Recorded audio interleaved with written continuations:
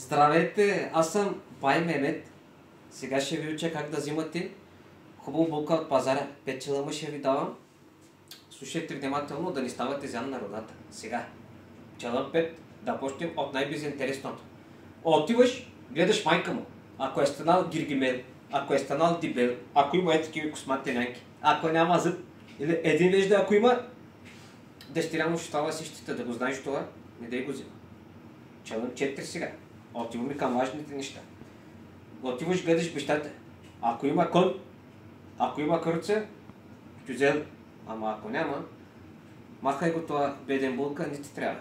Ще ти изяжда парите, ще ти изяжда душата. Не. Така, челъм 3. Отиваш сега, гледаш го това булка, питаш, къпиш ли си ти всеки ден, ма? Ако ти казва да, чок бръсет амджик сура. Не ти трябва. Чистата жена къпи си един път най-много на седмица, неделята. Къпи ли си всеки ден? Не! Така.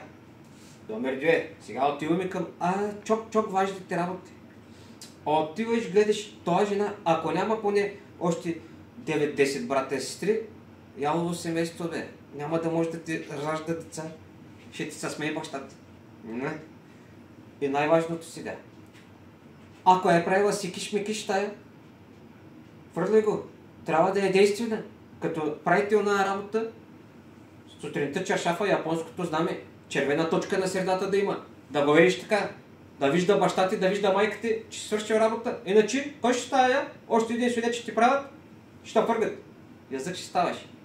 Така, сега, отивайте, взимайте един булка с тези моите 5 челъма, защото иначе да не взема някой манав, вас да ва прави булка. Айде бързо и се абонирайте, защото другото път ще ви казвам 5 челъма как се взима кон. Нали? Така, аде, със здраве!